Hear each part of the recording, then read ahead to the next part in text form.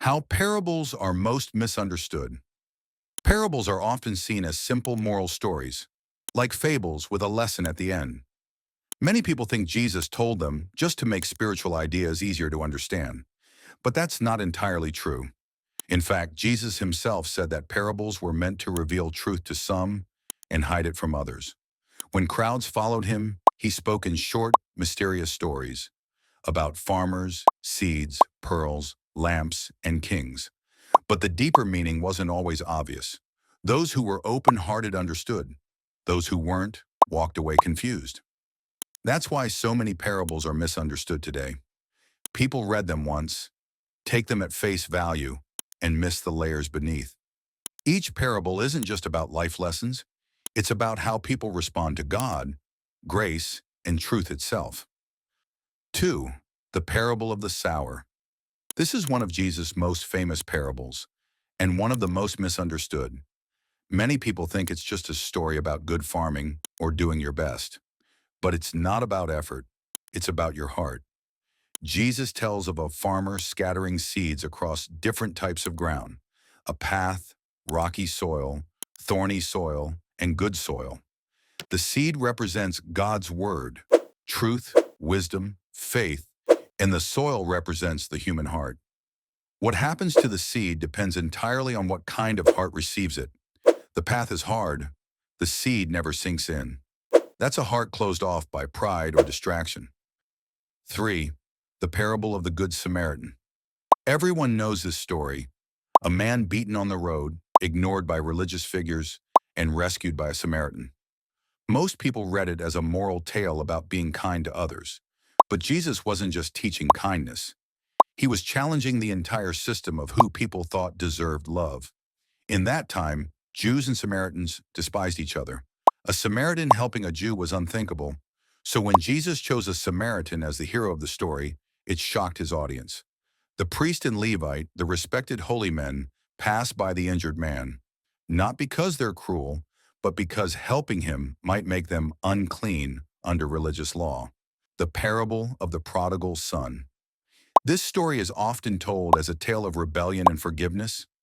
A son leaves home, wastes his fortune, then comes crawling back to a loving father. But the parable is far deeper than a simple family reunion. It's about how people misunderstand grace. A young man demands his inheritance early, basically wishing his father dead, and runs off to live recklessly. When he's broke, hungry, and humiliated, he decides to return home, hoping to work as a servant. But before he even reaches the door, his father runs to meet him. No lecture, no punishment, just open arms and a feast to celebrate his return. That's the first surprise. The second is the older brother. He's angry. He stayed home, obeyed the rules, and worked hard. Why should his reckless brother get a party? But the father reminds him, "Everything I have is yours." The parable of the talents. This parable is often quoted in business seminars and motivational talks. People use it to say, "Work hard," or "Don't waste your potential." But Jesus wasn't giving career advice. He was revealing how faithfulness matters more than results. In the story, a master gives 3 servants money before leaving on a journey: 5 talents, 2 talents, and 1 talent. The first 2 servants invest and double what they received. The third buries his in the ground, afraid to lose it. When the master returns, he praises the first 2 for their faithfulness, but calls the third wicked and lazy. At first, it seems unfair. The man didn't steal or waste anything. He just played it safe. But that's the point. The master wasn't looking for financial gain. He was testing trust. The first 2 believed their master's mission was worth risk. The third didn't. His fear exposed a lack of relationship. Jesus used talents not to mean money, but responsibility and purpose. Some people are given more, some less. But what matters is what you do with it. God doesn't expect perfection. He expects participation. This parable warns against living in fear and complacency. The worst thing you can do with your life isn't failing. It's doing nothing because you're afraid to try. 6. The parable of the workers in the vineyard. At first glance, this parable seems completely unfair. A landowner hires workers at different times throughout the day, some early in the morning, others just an hour before closing. Yet at the end of the day, he pays them all the same wage. Naturally, the early workers complain, "We worked all day in the heat. Why do they get the same pay?" But the landowner replies, "Didn't I pay you what I promised? Can't I be generous if I choose?" It sounds like bad business, but it's really about grace. The workers represent believers, some who've served God all their lives and others who come to faith at the very end. Both receive the same reward, salvation.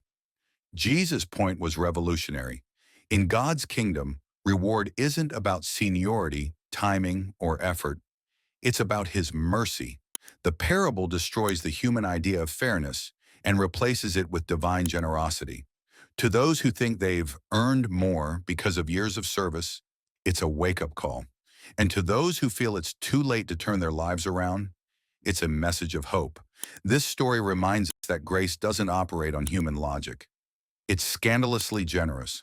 God's love doesn't depend on how long you've worked, but that you came at all. 7. The parable of the mustard seed. People often think this is just a cute story about small beginnings. From little things, big things grow. That's true, but it's only half the story. The parable of the mustard seed is about how God's kingdom grows beyond human control.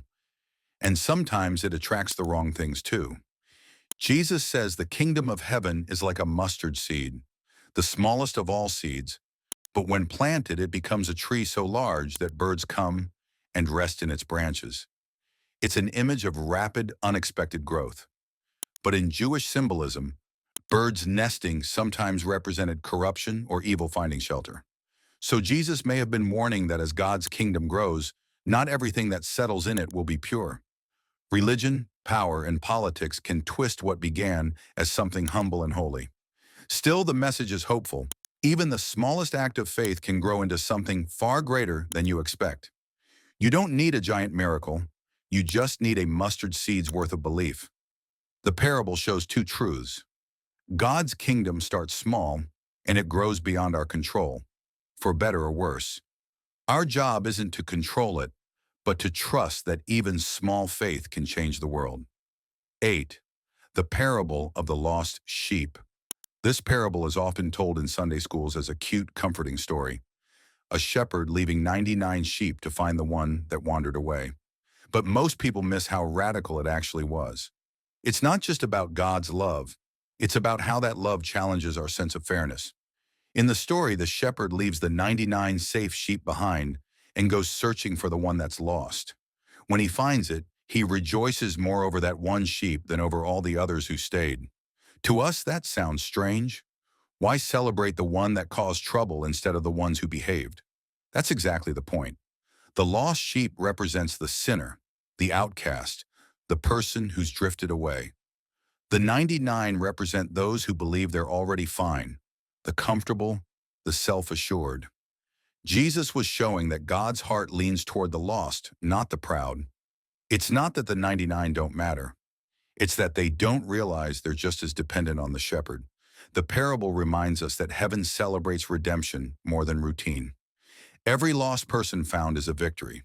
The real question is, when God goes searching, do you see yourself as the 99 or the one he's carrying home? Each of these parables reveals something deeper than a surface-level story. They weren't meant to entertain, they were meant to transform. The sower reminds us to check our hearts. The Samaritan destroys prejudice. The prodigal son redefines grace. The talents teach faithfulness, not fear. The workers show God's generosity. The mustard seed warns and encourages. And the lost sheep proves that no one is ever too far gone. These parables are mirrors. Each one reflects who we are and how we respond to truth. Jesus wasn't hiding meaning. He was inviting us to dig deeper. Because the more you understand these stories, the more you understand the heart of God himself. If you learn something new from these parables, don't stop here. Subscribe for more eye-opening explanations of the Bible's hidden meanings. Comment below. Which parable do you think people misunderstand the most, and why? Your insight might just help someone else see it in a whole new way.